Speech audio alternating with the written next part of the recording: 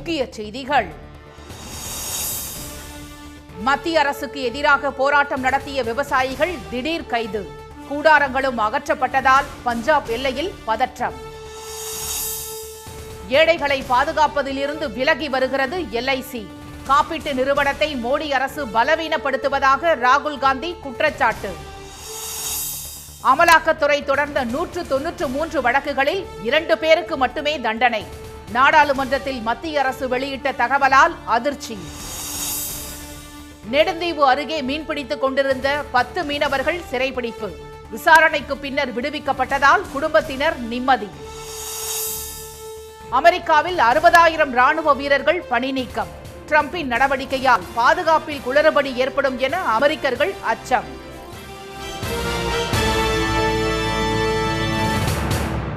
வணக்கம். பஞ்சாப் ஹரியானா எல்லையில் ஓராண்டுக்கும் மேலாக போராட்டம் நடத்தி வந்த விவசாயிகளின் கூடாரங்களை ஜேசிபி இயந்திரங்கள் மூலம் போலீசார் அகற்றிய சம்பவம் பெரும் அதிர்ச்சியை ஏற்படுத்தியுள்ளது. வேளாண் விளைபொருட்களுக்கு குறைந்தபட்ச ஆதார விலையை சட்டப்பூர்வமாக அறிவிக்க வலியுறுத்தி ஷம்பு மற்றும் கனௌரி பகுதிகளில் கடந்த ஆண்டு பிப்ரவரி 13ஆம் தேதி முதல் பஞ்சாப் மற்றும் ஹரியானா மாநில விவசாயிகள் தொடர் போராட்டம் நடத்தி வருகின்றனர். இந்நிலையில் கோரிக்கைகள் தொடர்பாக நேற்று சண்டிகரில் மத்திய வேளாண் துறை அமைச்சர் திரு சிவராஜ் சிங் சௌஹான், உணவுத்துறை அமைச்சர் திரு பிரகலாத் ஜோஷி, வர்த்தகத்துறை அமைச்சர் திரு பியூஷ் கோயல் மற்றும் அதிகாரிகளுடன் நடைபெற்ற 3ஆம் கட்ட பேச்சுவார்த்தையில் முடிவு எட்டப்படவில்லை.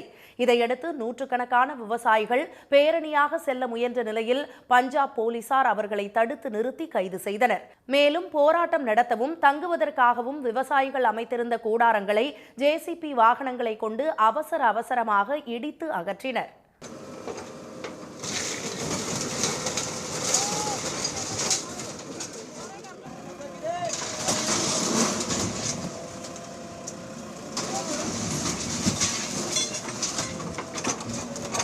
இதனால் பஞ்சாப் ஹரியானா எல்லையில் பதற்றமான சூழல் நிலவுவதால் ஷம்பு, கனௌரி மற்றும் அருகே உள்ள பாட்டியாலா, சங்க்ரூர் பகுதிகளில் இணைய சேவை துண்டிக்கப்பட்டுள்ளது.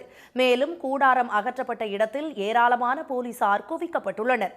இதனிடையே இந்த நடவடிக்கைக்கு கடும் கண்டனம் தெரிவித்துள்ள காங்கிரஸ், சிரோன்மணி அகாலிதளம் கட்சிகள் விவசாயிகளை வலுக்கட்டாயமாக கைது செய்தது, கூடாரங்களை அகற்றியது தொடர்பாக பஞ்சாப் அரசு உரிய விளக்கமளிக்க வேண்டுமென வலியுறுத்தியுள்ளன. ஏழைகளை பாதுகாக்கும் நோக்கத்திலிருந்து எல்ஐசி விலகி வருவதாக மக்களவை எதிர்க்கட்சித் தலைவர் திரு ராகுல் காந்தி குற்றம் சாட்டியுள்ளார். இந்தியாவின் மிகப்பெரிய காப்பீட்டு நிறுவனமான எல்ஐசி ஆண்டுதோறும் 10% வளர்ச்சியை எட்டி வருகிறது. முகவர் பணி மூலம் நாடு முழுவதும் லட்சக்கணக்கானோருக்கு எல்ஐசி வேலைவாய்ப்பும் வழங்கி வருகிறது. இந்நிலையில் சமீபத்தில் இந்திய காப்பீட்டு ஒழுங்குமுறை மேம்பாட்டு ஆணையம் மற்றும் எல்ஐசி விதிகளில் செய்யப்பட்ட மாற்றங்கள் ஏழை எளிய மக்களுக்கு உரிய பலன்களை தராது என்றும் முகவர்களின் நிலையை பலவீனப்படுத்தும் என்றும் திரு ராகுல் காந்தி கூறியுள்ளார். நாடாளுமன்ற வளாகத்தில் எல்ஐசி முகவர் சங்க பிரதிநிதிகள் இது தொடர்பாக தம்மிடம் முறையிட்டதாகவும் அவர் தமது வாட்ஸ்அப் சேனலில் வெளியிட்டுள்ள வீடியோ பதிவில் தெரிவித்துள்ளார். That there is a change in focus, that the original focus of LIC, which was protecting the interests of the poor people, is changing, and they are more and more moving away from the poorest of the poor, which is not good. மேலும் முகவர்களின் commission குறைப்பு, பாலிசிதாரர் காப்பீட்டை நிறுத்தினால் கமிஷனை திரும்ப பெறுதல் போன்ற நடவடிக்கைகள் எல்ஐசியின் எதிர்காலத்துக்கு ஆபத்தானவை என்றும் அவர் கூறியுள்ளார். எல்ஐசியின் தொலைநோக்கு பார்வை பாதுகாக்கப்படுவதை உறுதி செய்வதற்காக இந்த பிரச்சனையை நாடாளுமன்றத்தில் எழுப்பப் போவதாகவும் திரு ராகுல் காந்தி தெரிவித்துள்ளார். பாஜக ஆட்சியில் கடந்த 10 ஆண்டுகளில் அரசியல்வாதிகள் மீது அமலாக்கத்துறை தொடர்ந்த 193 வழக்குகளில் 2 பேருக்கு மட்டுமே தண்டனை வழங்கப்பட்டுள்ள அதிர்ச்சி தகவல் வெளியாகியுள்ளது. எதிர்க்கட்சி அரசியல்வாதிகளை அச்சுறுத்தவும் பழிவாங்கவும் மட்டுமின்றி அவர்களை பாஜகவில் சேரும் வகையில் மிரட்டவும் சிபிஐ, வருமான வரித்துறை, அமலாக்கத்துறை போன்ற விசாரணை அமைப்புகளை மத்திய அரசு தவறாக பயன்படுத்தி வருவதாக குற்றச்சாட்டுகள் எழுந்துள்ளன. கடந்த 2015ஆம் ஆண்டு முதல் எம்பி, எம்எல்ஏக்கள் உள்ளிட்ட அரசியல்வாதிகள், தொழிலதிபர்கள், தனிநபர்கள் என நாடு முழுவதும் 193 வழக்குகளை அமலாக்கத்துறை தொடர்ந்துள்ளது. ஆனால் இவற்றில் இதுவரை 2 பேருக்கு மட்டுமே தண்டனை கிடைத்துள்ள விவரம் தற்போது அம்பலமாகியுள்ளது. மாநிலங்களவையில் கேரளாவை சேர்ந்த மார்க்சிஸ்ட் உறுப்பினர் திரு ரஹீம் எழுப்பிய கேள்விக்கு மத்திய நிதித்துறை இணையமைச்சர் திரு பங்கஜ் சௌத்ரி அளித்த பதிலில், அரசியல்வாதிகள் மீது அமலாக்கத்துறை தொடர்ந்த வழக்குகளில் கட்சி ரீதியாகவும் மாநில வாரியாகவும் தரவுகள் இல்லை என்று தெரிவித்தார். மேலும் கடந்த 10 ஆண்டுகளில் 2 பேருக்கு மட்டுமே, அதாவது 1.1% வழக்குகளில் மட்டுமே குற்றம் நிரூபிக்கப்பட்டு தண்டனை வழங்கப்பட்டுள்ளதாகவும் அவர் கூறினார். அமலாக்கத்துறை விசாரணையில் வெளிப்படைத்தன்மை மற்றும் செயல்திறன் மேம்பாட்டுக்கு மத்திய அரசு எத்தகைய நடவடிக்கை எடுத்துள்ளது என்ற கேள்விக்கு உரிய தரவுகள் இல்லை என்றும் அமைச்சர் திரு பங்கஜ் சௌத்ரி பதிலளித்துள்ளார். தமிழக மீனவர்கள் 10 பேரை கைது செய்த இலங்கை கடற்படை விசாரணைக்கு பின்னர் அவர்களை விடுவித்தது. தமிழ்நாட்டு மீனவர்களை எல்லை தாண்டி மீன்பிடித்ததாக கூறி நடுக்கடலில் இலங்கை கடற்படையினர் கைது செய்யும் சம்பவம் தொடர்ந்து அரங்கேறி வருகிறது. இது தொடர்பாக பிரதமர் மற்றும் வெளியுறவு அமைச்சருக்கு முதலமைச்சர் திரு மு க ஸ்டாலின் பலமுறை கடிதம் எழுதி அவர்களின் கவனத்திற்கு கொண்டு சென்றுள்ளார். ஆனால் மத்திய அரசு உரிய நடவடிக்கை எடுக்காமல் உள்ளது. பல கோடி ரூபாய் மதிப்புள்ள விசைப்படகுகளை பறிமுதல் செய்து அரசுடைமையாக்குவது போன்ற நடவடிக்கைகளையும் இலங்கை அரசு மேற்கொண்டு வருகிறது. இந்நிலையில் நெடுந்தீவு அருகே நடுக்கடலில் ராமேஸ்வரத்தைச் சேர்ந்த மீனவர்கள் மீன்பிடித்துக் கொண்டிருந்த போது அங்கு வந்த இலங்கை கடற்படையினர் 2 விசைப்படகுகளை பறிமுதல் செய்தனர். மேலும் அதிலிருந்த 10 மீனவர்களை சிறைபிடித்தனர். நடுக்கடலில் வைத்து விசாரணை நடத்தினர். இதில் படகு பழுதடைந்த காரணத்தால் எல்லை தாண்டியதாக மீனவர்கள் தெரிவித்தனர். இதை ஏற்று படகுகளையும் மீனவர்களையும் இலங்கை கடற்படையினர் விடுவித்தனர். மீனவர்கள் விவகாரம் குறித்து நாடாளுமன்றத்தில் நேற்று தமிழக எம்பிக்கள் பேசியிருந்த நிலையில் ராமேஸ்வரம் மீனவர்களை இலங்கை கடற்படை சிறைபிடித்த சம்பவம் பரபரப்பை ஏற்படுத்தியுள்ளது. அமெரிக்காவில் 60,000 ராணுவ வீரர்களை பணி நீக்கம் செய்யப்போவதாக ட்ரம்ப் நிர்வாகம் அதிரடியாக அறிவித்துள்ளது. டொனால்டு ட்ரம்ப் மீண்டும் அமெரிக்க அதிபராக தேர்வு செய்யப்பட்ட பின்னர் ஆட்குறைப்பு, நிதி குறைப்பு நடவடிக்கைகளில் தீவிர கவனம் செலுத்தி வருகிறார். இதற்காக அரசு செயல்திறன் துறை என புதிதாக உருவாக்கி அதன் தலைவராக தொழிலதிபர் எலான் மஸ்கை நியமித்தார். அவரது பரிந்துரையின் பேரில் அமெரிக்க அரசின் செலவுகளை குறைக்கும் வகையில் ட்ரம்ப் பல்வேறு நடவடிக்கைகளை எடுத்து வருகிறார். இந்நிலையில் அமெரிக்க ராணுவத்திலிருந்து 60,000 ஊழியர்களை பணி நீக்கம் செய்வதென திடீரென அறிவிக்கப்பட்டுள்ளது. அந்த வகையில் விர்ஜீனியா மாகாணத்தில் அமைந்துள்ள ராணுவ தலைமையகமான பென்டகனில் மட்டும் சுமார் 1 லட்சம் பேர் பணியாற்றி வரும் நிலையில் அவர்களில் 60,000 பேரை பணி நீக்கம் செய்ய முடிவு செய்யப்பட்டுள்ளது. இந்நிலையில் தாமாக பணியிலிருந்து விலகினால் அதிக பணப்பலன் உள்ளிட்ட கூடுதல் சலுகைகள் வழங்கப்படும் என அறிவிக்கப்பட்டுள்ளது. இதையடுத்து இதுவரை 20,000 பேர் தங்கள் ராஜினாமா கடிதத்தை சமர்ப்பித்துள்ளனர். பணியிலிருந்து விலகாத ஊழியர்கள் விரைவில் அதிரடியாக பணி நீக்கம் செய்யப்படுவார்கள் என கூறப்படுகிறது. புல்லட் ரயில் திட்டத்திற்கு முக்கியத்துவம் கொடுக்கும் மத்திய அரசு நதிநீர் இணைப்பு திட்டத்தை செயல்படுத்த மறுப்பது ஏன் என ஸ்ரீபெரும்புதூர் தொகுதி திமுக எம்பி திரு TR பாலு கேள்வி எழுப்பியுள்ளார். மக்களவையில் நேற்று ஜல்சக்தி துறையில் மேற்கொள்ள உள்ள திட்டங்கள் குறித்த விவாதத்தில் பங்கேற்ற அவர் நதிகள் இணைப்பு திட்டத்தை விரைவுபடுத்த வேண்டும் என்று கேட்டுக்கொண்டார். நதிநீர் இணைப்பு தொடர்பாக எந்த நடவடிக்கையும் எடுக்காமல் உள்ளதாக குற்றம் சாட்டிய அவர் நதிநீர் இணைப்பு மூலம் கூடுதல் மின் திட்டங்களை செயல்படுத்த முடியும் என்றும் திரு TR பாலு கூறினார். புல்லட் ரயில் திட்டத்திற்கு முக்கியத்துவம் கொடுக்கும் ஒன்றிய அரசு நதிநீர் இணைப்பு திட்டத்தை செயல்படுத்த ஏன் மறுக்கிறது என்று வினவிய அவர் தீபகற்ப நதிகளான மகாநதியிலிருந்து கோதாவரி, கிருஷ்ணா, பெண்ணாறு உள்ளிட்ட நதிகளை இணைப்பதற்கான திட்டத்தை விரைவுபடுத்த வேண்டும் என்றார். ஜல்ஜீவன் திட்டத்திற்கான நிதியும் பயன்படுத்தப்படாமல் இருப்பதாகவும் திரு TR Balu சாடினார். The earmarked amount, the provided amount was 70,000 crores. But whereas the government has spent only 22,000 crores. Nearly 15,000 crores they have not spent. That means the government is not really interested to see that a project is completed. தமிழ்நாட்டுக்கான Jal Jeevan திட்ட நிதியை மத்திய அரசு வழங்காததால் குடிநீர் திட்டப் பணிகள் பாதிக்கப்படுவதாக விழுப்புரம் தொகுதி MP திரு ரவிக்குமார் குற்றம் சாட்டினார்.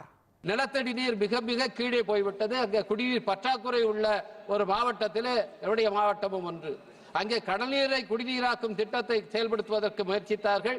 இன்றைக்கு அதை மாற்றி திருவண்ணாமலை கூட்டு குடிநீர் திட்டம் என்று உருவாக்கப்பட்டு அங்கே இருக்கிற 2,500க்கும் அதிகமான கிராமங்களுக்கு குடிநீர் வழங்குவதற்கு ஏறத்தாழ 2,060 கோடி ரூபாயில திட்டம் வகுக்கப்பட்டிருக்கிறது.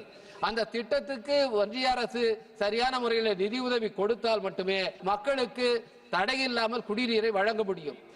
மற்ற எந்த மாநிலங்களையும் விட மத்திய அரசின் திட்டங்களை தமிழக அரசு முழுமையாக செயல்படுத்தி வருவதாக சுட்டிக்காட்டிய தேனி தொகுதி நாடாளுமன்ற உறுப்பினர் திரு தங்க தமிழ்ச்செல்வன், ஆனால் மத்திய அரசோ தமிழகத்திற்கு நிதி ஒதுக்காமல் வஞ்சிப்பதாக கூறினார்.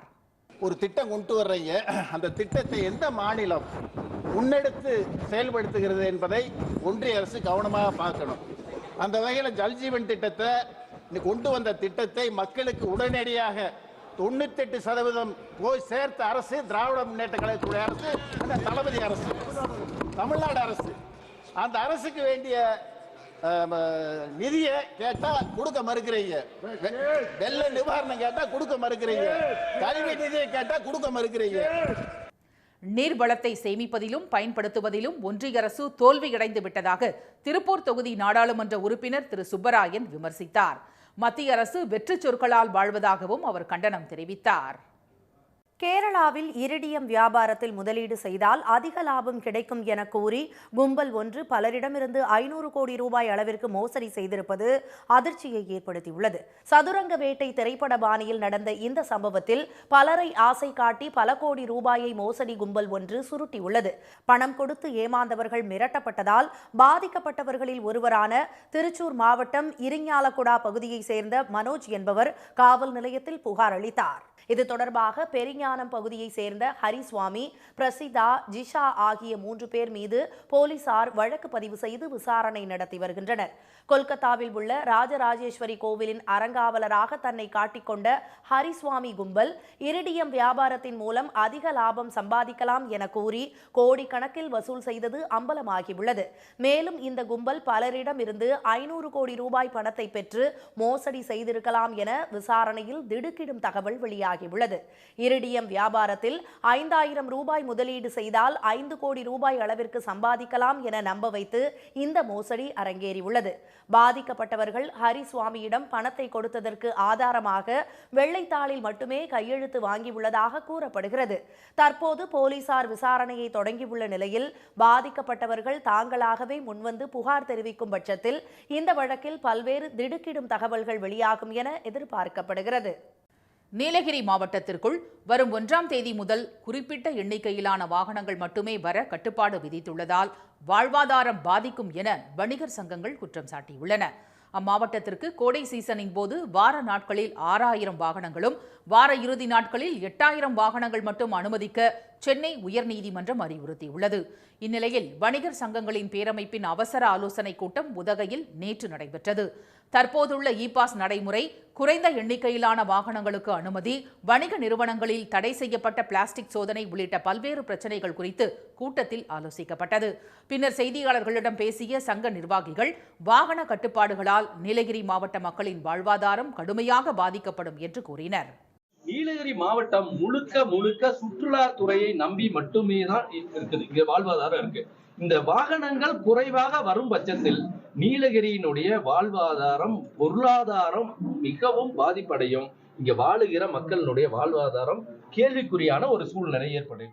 இத்தகைய கட்டுப்பாடுகளால் வியாபாரிகள், உணவகங்கள், தங்கும் விடுதிகள், சுற்றுலா வாகன ஓட்டிகள் உள்ளிட்ட லட்சக்கணக்கானோர் பாதிக்கப்படுவர் என அவர்கள் தெரிவித்தனர். இந்த நடைமுறைக்கு வணிகர் சங்கங்களின் பேரமைப்பு எதிர்ப்பு தெரிவிப்பதோடு விரைவில் மாவட்டம் தழுவிய போராட்டங்கள் நடத்த திட்டமிட்டுள்ளதாக கூறினர். தஞ்சாவூரில் 300 ஆண்டுகளாக கலைநயத்தோடு தயாரிக்கப்படும் பாரம்பரிய வீணை இசைக்கருவியை குறைந்த கட்டணத்தில் வெளிநாடுகளுக்கு அனுப்ப மத்திய அரசு உதவ வேண்டும் என்று உற்பத்தியாளர்கள் கோரிக்கை விடுத்துள்ளனர். சரஸ்வதி வீணை மற்றும் ஒரே மரத்தில் செய்யப்படும் ஏகாந்த வீணை மிகுந்த கலைநயத்துடன் தயாரிக்கப்படுகிறது. பலா மரத்திலான ஒட்டு வீணை, மதுரா வீணை, யாகண்டார் வீணை, யாழி வீணை உள்ளிட்டவை முன்பதிவு முறையில் உள்நாடு மட்டுமின்றி வெளிநாடுகளுக்கும் ஏற்றுமதி செய்யப்படுகிறது. அமெரிக்கா உள்ளிட்ட வெளிநாடுகளுக்கு அனுப்ப வீணையை விட 3 மடங்கு கட்டணம் வசூலிக்கப்படுகிறது. இதற்காக தனியார் நிறுவனங்களுக்கு 80,000 ரூபாய் வரை செலுத்த வேண்டிய நிலை உள்ளது. எனவே அஞ்சல் அலுவலகம் மூலம் அனுப்ப மத்திய அரசு நடவடிக்கை எடுக்க அவர்கள் கோரியுள்ளனர். வெளிநாடுக்கு அனுப்பணும்னா ஒரு 4-5 பிரைவேட் இதில் அனுப்பணும்னா அது 80,000 90,000 அது மாதிரி ஆகுது. யூஎஸ் கண்ட்ரிக்கெலாம் அது கவர்மெண்ட் கொஞ்சம் நம்ம அந்த இந்தியா போஸ்ட் மூலயமா, இந்தியா போஸ்ட்டில் பார்த்தீங்கன்னா ஒரு 3.5 அடி அந்த நீளம் தான் வச்சுருக்காங்க. இது பாக்ஸோட பார்த்தீங்கன்னா ஒரு 4.25 அடி இருக்கும். அந்த 4.25 அடிக்கு ஒரு வழிவகுப்பு பண்ணி கொடுத்தாங்கன்னா நாங்கள் ஈஸியாக அவங்களுக்கு அனுப்பிப்போம். விலையும் கம்மியாக இருக்கும், வாங்குறவங்களுக்கும் கொஞ்சம் நல்லாயிருக்கும். இதேபோன்று மாநிலத்தில் பிற பகுதிகளுக்கு வீணையை விற்பனைக்கு அனுப்பும் போது லக்கேஜ் கட்டணம் வசூலிப்பதிலிருந்து விலக்கு அளிக்க வேண்டும் எனவும் தயாரிப்பாளர்கள் வேண்டுகோள் விடுத்தனர். ஒரு வீணையை கொண்டு 100 ஆண்டுகள் வரை இசைக்க முடியும் என்று வீணை இசை கலைஞர்கள் தெரிவித்தனர். திருமங்கலத்தில் மல்லிகை பூ கிலோ 200 ரூபாய்க்கு விற்பனையாவதால் பூப்பறிக்கும் கூலிக்கு கூட வருமானம் கிடைக்கவில்லை என விவசாயிகள் வேதனை அடைந்துள்ளனர். மதுரை மாவட்டம் திருமங்கலம் பகுதியில் கப்பலூர், உலகாணி, திருமால், மருதங்குடி உள்ளிட்ட 20க்கும் மேற்பட்ட கிராமங்களில் மல்லிகைப்பூ சாகுபடி செய்து விவசாயிகள் தங்களது வாழ்வாதாரத்தை மேம்படுத்தி வருகின்றனர். கடந்த 3 மாதங்களுக்கு முன்பு வரத்து குறைவால் மல்லிகைப்பூ கிலோ 5000 ரூபாய் வரை விலை போனது. இன்னைக்கு இருக்கிற நிலைமையில வேலை ஆட்கள் கிடைக்க மாட்டேங்கிறாங்க. ஒரு கூலி என்னால 1 கிலோ பூ பறக்கிறதுக்கு 300 ரூபாய் கேட்கறாங்க. இதனால விவசாயிகளுக்கு பாதிக்கப்படுகிறது. இது போக மருந்து கூலி கூட, யூரியா கூட, இதெல்லாம் விலை இந்த இதெல்லாம் பார்க்கும்போது விவசாயிகளுக்கு இந்த 220 ரூபா 1 கிலோன்றது கட்டுப்படி ஆகாது. பூ எங்களுக்கு எடுக்க பாருது, மருந்து அடிக்கிறது, இதற்கு எதுக்குமே கட்டுப்படி ஆக மாட்டேங்குது. வாழ்வாதாரத்தான் இருக்கு. ஏதோ ஒரு ரேட்டு போட்டு மினிமமான ரேட்டா இருந்துச்சுன்னா எங்களுக்கு விவசாயம் பண்றதுக்கு கொஞ்சம் நல்லா இருக்கும். ஒத்துழைப்பு கொடுத்தா அது எந்த வழியில உதவி அது பண்ணணுன்றது பார்த்து எடுத்து எங்களுக்கு ஒரு உதவி பண்ணா நல்லா இருக்கும். பூப்பறிக்கும் கூலி அளவுக்கு கூட பூக்கள் விலை போகாததால் உரிய நிவாரணம் வழங்க வியாபாரிகள் கோரிக்கை விடுத்தனர்.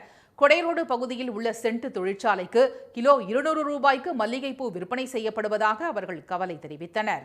தமிழ்நாட்டில் அடுத்த 3 தினங்களுக்கு அதிகபட்ச வெப்பநிலை இயல்பை விட 3 டிகிரி செல்சியஸ் அதிகரிக்கக்கூடும் என்று சென்னை வானிலை மையம் எச்சரித்துள்ளது.